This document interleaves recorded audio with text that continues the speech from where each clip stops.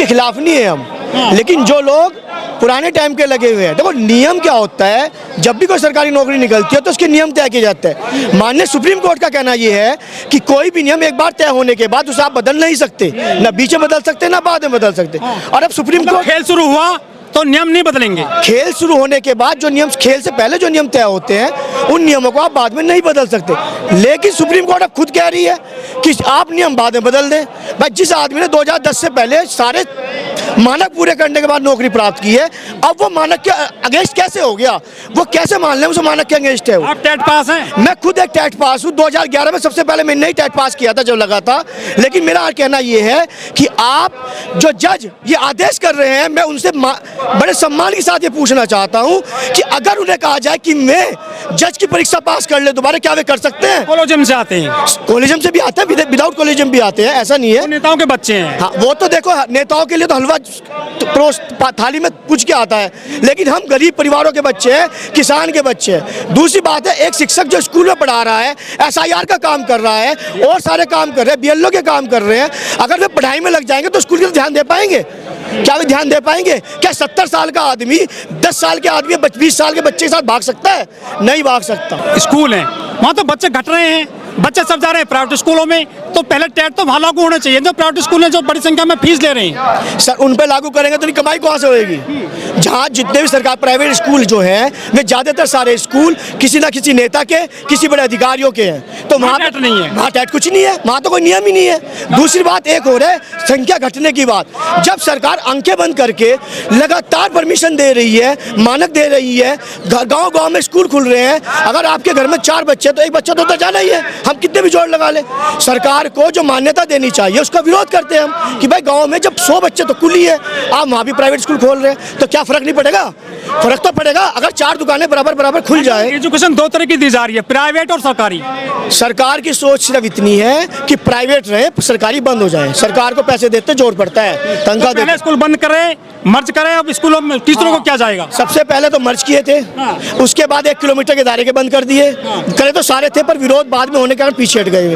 तो सरकार की सोच सिर्फ यह है कि किसी तरीके से कोई भी बैकडोर निकाली जाए और सरकारी कर्मचारी, सरकारी विभाग खत्म कर दिया जाए। ये सारे शिक्षक हैं, ये IAS बनाते हैं, ये PCS बनाते हैं, डॉक्टर इंजीनियर बनाते हैं, ये खुद टीचर क्यों नहीं बन पाते आज की डेट में? क्यों टेट पास नहीं कर पाएंगे? ये ऐसा कोई नहीं है जो शिक्षक टेट पास नहीं कर सकता। मैंने आपको पहले भी कहा। क्यों कर रहे हैं फिर ये विरोध? नियम का विरोध है। सरकार या प्रशासन, नौकरी जा रही है इनकी? नहीं, नौकरी किसी की नहीं जा रही, कितना किसी में इतनी टाइम है केवल इनके पास। सर 2 साल तो बहुत बड़ी बात है, अगर कल को टेट कर जाए तो 90% टीचर कल को ही पास कर लेंगे। हमारे शिक्षक इतने काबिल हैं कि वे 90% शिक्षक आज भी क्लियर पास कर लेंगे। लेकिन बात यहाँ ये नहीं है, बात ये है कि तानाशाही जो चल रही है उस तानाशाही के विरोध में हम यहाँ खड़े हैं। नहीं, सरकार की देखो, सरकार के ऊपर दबाव बनाने के लिए आए हैं। सरकार का तो मानना यह है कि सरकारी नौकरी खत्म हो जाए। सरकार की जो सोच है सरकारी नौकरी खत्म करने की है, लेकिन ये जानते सरकार जिस टाइम का आपका कोरोना था उस टाइम भी सरकार के पीछे सरकारी कर्मचारी खड़ा था। अगर कोरोना को हराने में काम किसी ने किया है तो सरकारी कर्मचारी ने किया है, प्राइवेट वाले घर बैठ गए थे। लेकिन हमारा मानना ये है, हम कह रहे हैं हम सरकार के विरोध में नहीं है, हम प्रशासन के विरोध में नहीं है, हम सर्वोच्च न्यायालय के विरोध में नहीं है, हमें नियम के विरोध में। बस पढ़ेगा इंडिया तो आगे बढ़ेगा इंडिया, पढ़ेगी बेटी तो आगे बढ़ेगी बेटी, नैरेटिव तो बढ़िया दिए जा रहे हैं ना। नैरेटिव के लिए तो बदनाम है ही सरकार, नैरेटिव के बेस पर तो दुनिया चली रही है। जो जितना बढ़िया नैरेटिव सेट करता है वो उतना ऊपर जाता है। लेकिन हम फिर भी नहीं कहते हैं कोई बुरा नहीं होता, बुरी सिर्फ होती है आदमी की सोच। अगर सोच गलत है तो देश डेफिनेटली आपकी ग्राउंड में जाएगा, आसमान की तरफ नहीं जा सकता किसी कीमत पे। जो टेट के बिना टीचर हैं पूरे देश में करीब कितने होंगे? लगभग मान के चलिए 2010 से पहले जो देश के अंदर लगभग 25 लाख टीचर ऐसे होंगे जो टोटल स्टेम टेट क्लियर नहीं है। अच्छा, कितने परिवार प्रभावित होंगे करीब? आप ये देख लीजिए, कम से कम 1 लाख परिवार प्रभावित होने ही होने हैं, बिल्कुल निश्चित रूप से होने हैं। क्योंकि भाई जिसके घर में 2 भी टीचर हो सकते हैं, एवरेजली 1 लाख से 5 लाख के बीच में एवरेजली टीचर प्रभावित होना ही होना। तो बेरोजगार हो जाएंगे ऐसे तो? बिल्कुल बेरोजगार होंगे। सरकार चाहती यही है, सरकार यही चाहती है कि किसी तरीके से आदमी बेरोजगार होता चला जाए। और सरकार का कहना है पकौड़े बेचो और रोटी खाओ। क्या पकौड़े बेच लेगा हर आदमी? और एक बात, जब हमने सारे मानक पूरे कर दिए, हम ये कह रहे मानक उस टाइम लगाते ना, आप उस टाइम आप लोग कहते। अब देखिए जो नई भर्ती आ रही है वो सुपर टेट से आ रही है। क्या सुपर टेट से टीचर नहीं लग रहे? लग रहे हैं। 10-10 लाख बच्चे सुपर टेट क्लियर कर रहे हैं। क्या वे बच्चे टीचर नहीं बनने लायक है? लेकिन उसके बावजूद भी उनकी भर्ती तो खोलनी नहीं है, पुराने टीचरों को बाहर निकालने में में लग रहे हैं। ये कहाँ का न्याय है? मेरा मीडिया से भी निवेदन ये है कि इस मुद्दे को ज़्यादा से ज़्यादा उठाएं। ये कहीं ना कहीं, सही बताऊं मैं आपको, जो गरीब परिवार हैं उनके बच्चे जाते हैं इन विभागों में, अमीर का बच्चा नहीं जाता इन विभागों में। आपका पक्ष है सबसे ज़्यादा मजबूत है, जो शिक्षक संघ है, जो डायरेक्ट कनेक्ट होते हैं एमएलसी वगैरह, सरकार में शामिल है वो तो। देखिए, सरकार का फंडा तो ये है, आज के टाइम में आपको भी पता है वोट कैसे खरीदे जाते हैं, वोट की क्या कैलकुलेशन है, मैं उस पर जाना नहीं चाहता। लेकिन हमारा मानना है कि शिक्षक समाज इतना संगठित है और इतनी बड़ी तादाद में है कि अगर हमें किसी ने छेड़ने की कोशिश करी तो हम उस सरकार की ईंट हिला देंगे, नींव हिल जाएगी सरकार की। ये तो सिर्फ एक सांकेतिक धरना था। आज आपको जो संख्या लग रही है ये एक बहुत छोटी सांकेतिक है।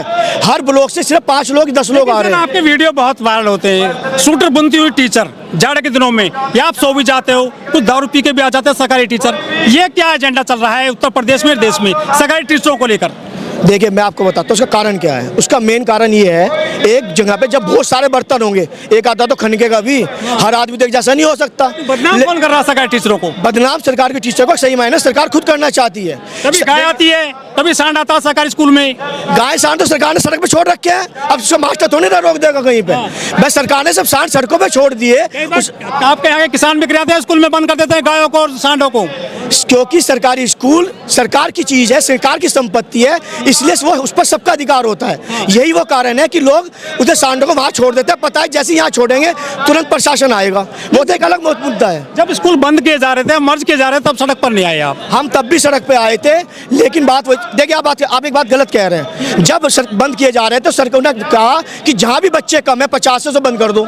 हमने उसका विरोध किया, अभिभावक ने उसका विरोध किया, फिर आखिरी में आदेश आया कि जो 1 किलोमीटर के दायरे में स्कूल है वे बंद होंगे। तो कितना फर्क पड़ा? लाखों स्कूल बच गए। मुद्दा बनता है क्या चुनाव में शिक्षा का?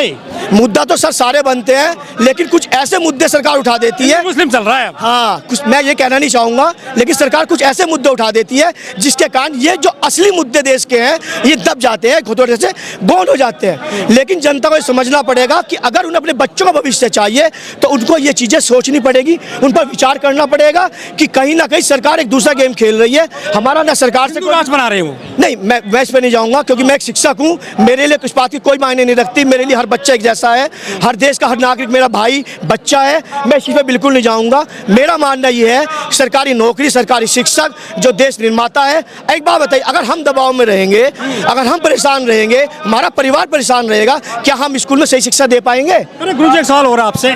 बिहार में जो है 5वीं पास जो है कैबिनेट मंत्री बन रहा है, वो जो है डिप्टी सीएम बन रहे हैं, लेकिन जो है उनकी कोई शिक्षक चेक नहीं कर रहा है। आपकी की जा रही है? हमारी चेकिंग तो चपरासी कर रहा है। हमारी चेकिंग, बेसिक शिक्षा विभाग की चेकिंग चपरासी करता है तहसील का आगे। और रही बात उनकी, देखो जब निर्माता ही, भाई देश के निर्माता कौन है? विधायक और एमपी, उन्हीं को कानून बनाना है। तो कहते हैं शिक्षक होते हैं देश के निर्माता। शिक्षक होते हैं बच्चों के निर्माता, उनकी अंदर जागरूकता पैदा करने वाला। लेकिन अगर वे जो सत्ता में बैठे हैं, अगर वे लोग जो कानून बनाते हैं, अगर वे कानून अपने खिलाफ थोड़ा ना बनाएंगे, मैं अपने खिलाफ थोड़ा कोई कार्रवाई करूंगा। कार्रवाई आदमी करता है दूसरे के खिलाफ। आप रास्ता क्या है आपके सामने? मामला सुप्रीम कोर्ट में। मामला सुप्रीम कोर्ट है। सुप्रीम कोर्ट का देखिए, सुप्रीम कोर्ट एक लीगल प्रोसीजर है। हम लीगल प्रोसीजर में भी लड़ेंगे, लेकिन सबसे बड़ा दरबार जो है वो जनता दरबार है। इसके बाद हमारे जो भी अधिकारीगण हैं उन्होंने अगला निर्णय तय कर लिया है। अगला हमारा धरना दिल्ली कूच का, दिल्ली के साथ संसद घेराव का होगा। और मैं मान के चलता हूँ उससे पहले सरकार को झुकना पड़ेगा। अगर सरकार नहीं झुकेगी तो उसकी नींव हिलाने से कोई नहीं रोक सकता। ये हमारी तरफ से पूरी सरकार को चेतावनी मानिए, चाहे सरकार से निवेदन मानिए।